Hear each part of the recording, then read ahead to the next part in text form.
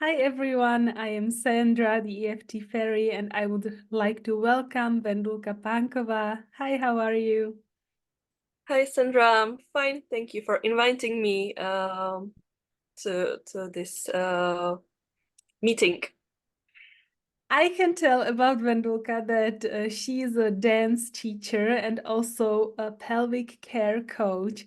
And I really want to know, how did you decide to first dance? Because I know you are belly dance teacher, you also dance. I have seen many videos of you and you're wow, just wow. So how did you when did you start dancing and how did you start focusing on pelvic care? So my journey to the pelvic care went through dancing because I loved dancing since my childhood. But I started dancing, I think I was like 18. And I really loved the belly dance due to, or thanks to, the Oriental fairy tales, and the snake-like movements in the movies or fairy tales. And I always wanted to move like that. And to tell the truth, it was really natural for me because when I started Oriental dancing, it was like just coming home. And the movements were really like it was mine, to tell the truth. I just felt right in it. So I quickly started progressing. And when I started going to university, I started taking the lessons because before I'm from a small town and there was no possibility to join the classes. I was just dancing with the video.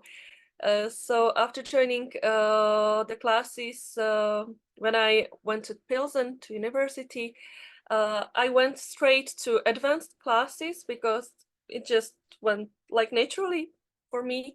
And then my friends like persuaded me to join a competition, belly dance competition, and I won this competition. And after this, I started teaching. And as you belly dance, you move especially your hips, your pelvic area, but also the whole body. But the focus is on the hips. And naturally, it started coming to me that it's not just about the form, about how you look like during dancing and what costume you have, but it affected my sense of kind of like womanhood, my sense of my body, my self-love and self-acceptance, and my mind and spirit. So I started to search for the courses that uh, learned me how to move my body like in a healthy way, so that it would be really beneficial for the women I teach. And also, I started to find these notions about pelvic floor, and that the belly dance is great for your pelvic floor. But no one was able to tell me more, like how, what is the pelvic floor? Like something down there, but what? It was like kind of mystery. So when I found the course that was dealing with pelvic floor and the holistic approach to pelvic floor, like it blew my mind because it was really the thing I was aiming for the whole time, because it is concerned not only with the body, but also with the mind, with the spirit, with how emotions affect our body, and how to feel really the best possible in your women's body. So I love it, and I love teaching it to other women, because my goal is that every woman feels like she can really enjoy her body and her womanhood and not suffer, because womanhood is also very often connected to suffering, that we have to suffer menstrual cramps, we have to suffer um, like the motherhood and like the labor, Yeah, the giving birth menopause. especially in TVs, there is suffering like Yeah, like unmatched.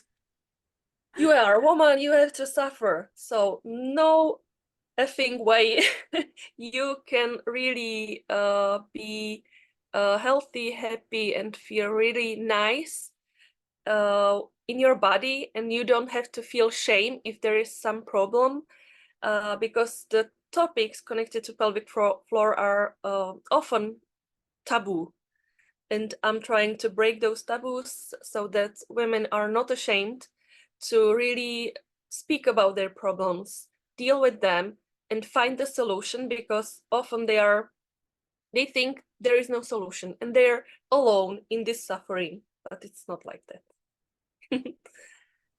Thank you so much for sharing your journey. I myself have been belly dancing. I started when I was 15. I was lucky that I grew up in Prague, and yeah, when belly dance courses started, I remember there was a boom and everywhere were belly dance courses. And then I did it for a year or two, and then I wanted to get back to it after 5 or 10 years, and I almost couldn't find any courses because it seemed to be a fashion at the time, and then it slowly evaporated. But I have been lucky that when I moved around, even in Germany, I was able to find belly dance classes. And though I haven't danced for like 10 years, it's like riding a bike. Your body remembers. And that was so cool because I remember going to the teacher and telling her, yeah, I have some experience, but a long time ago, and I don't know if I still can do it. And she said, don't worry, it's like riding a bike. And it really Yeah. was.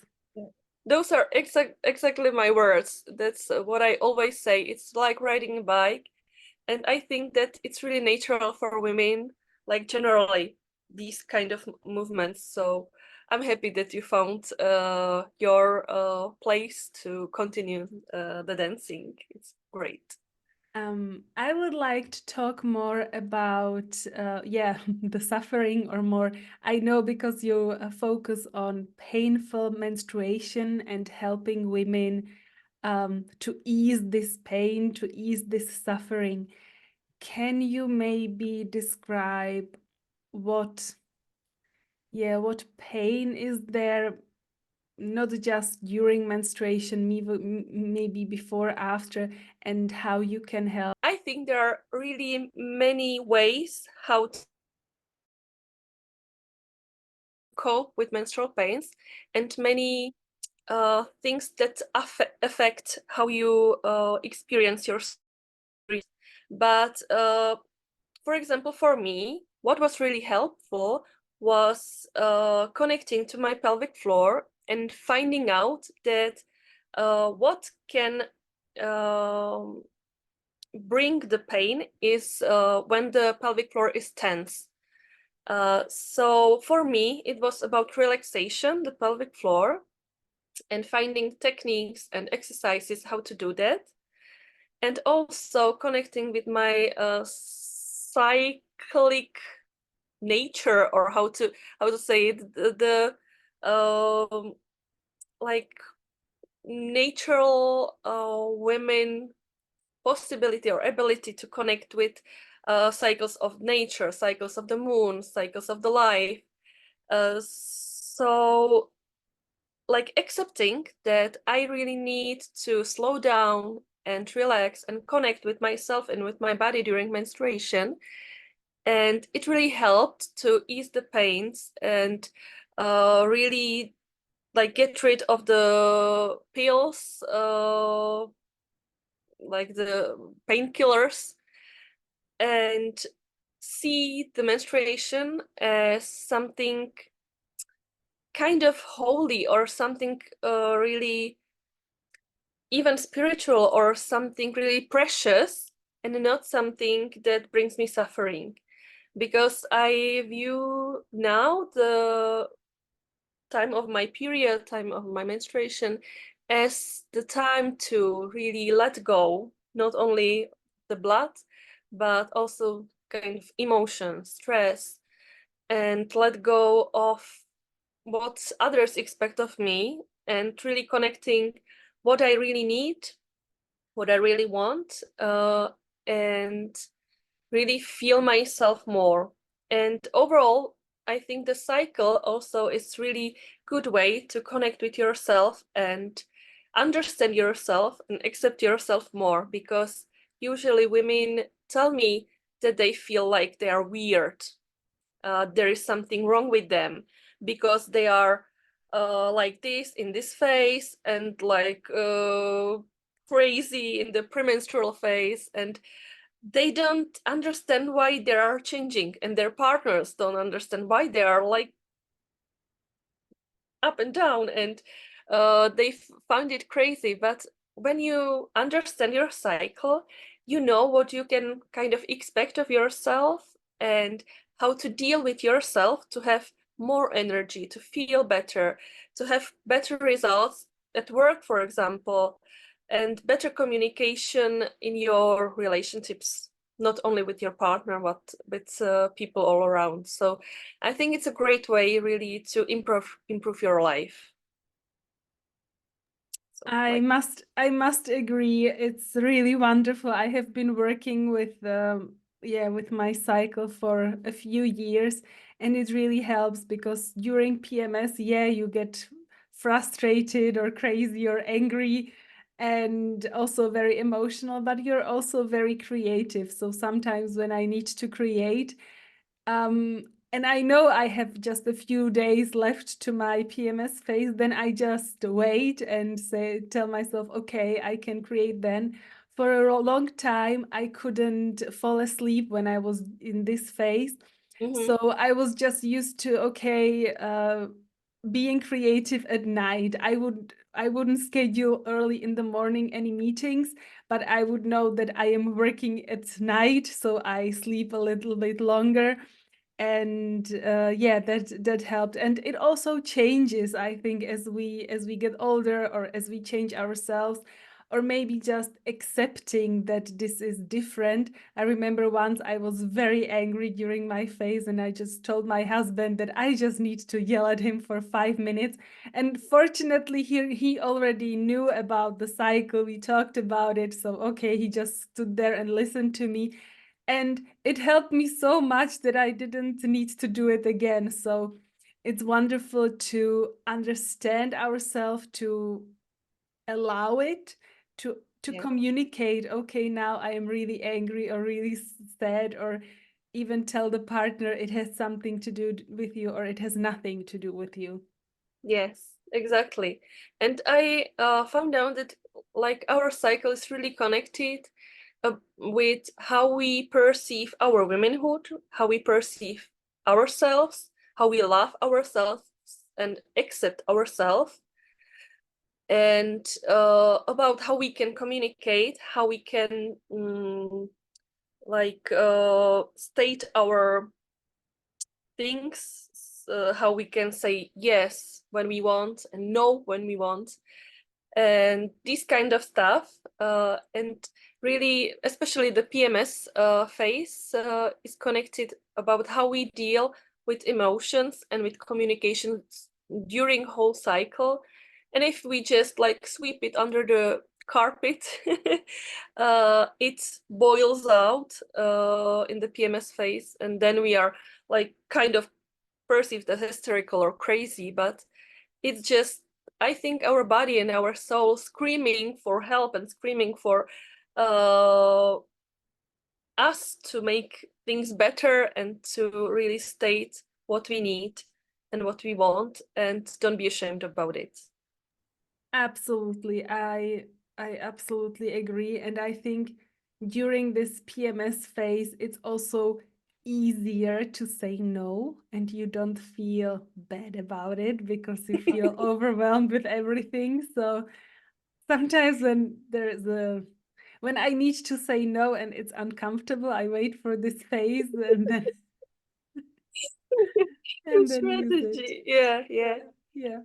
That's right, because like we more critical in this phase, but when we like kind of accept that we don't have to be the good girls agreeing with everyone, and really open up to this kind of dark side, and the this kind of energy, not the really dark, but just not just being good and agreeable.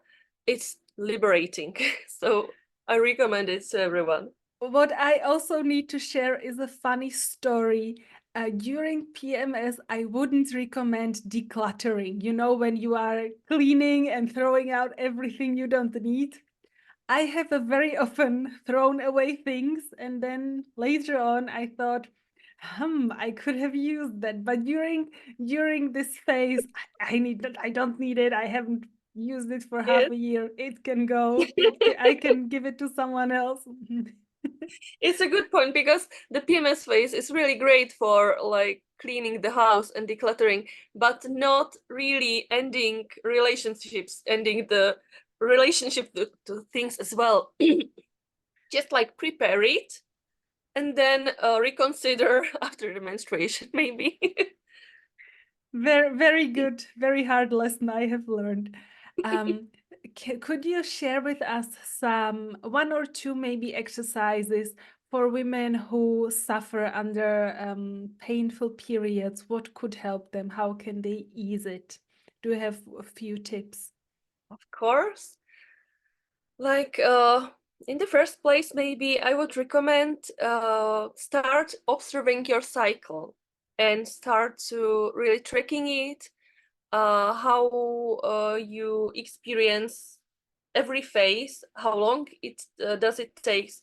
If you know when is your ovulation, how many days does it take to go through your menstrual period, what are the symptoms occurring not just during menstruation but the whole month, and just connect with your body and with your womb and with your pelvic floor and pelvic area more. Just like really be more sensitive to the changes, be more sensitive to the talk or the speech of your body through those symptoms, and like start observing the connections. If I do this, is the menstrual time more pleasant or less? And how you communicate during the cycle, how you manage your energy during the cycle. If you really can observe when you're more sociable and you want to go see people and talk with people, or when you need to go just to your room and to yourself, to your inner space, and not feel bad that you need to take care of yourself and that you don't have to be here for others, but especially start with yourself and start being there for you, and find the like energy sources. What gives you energy? What do you need to recharge? That's maybe the first point. And from the physical point of view, start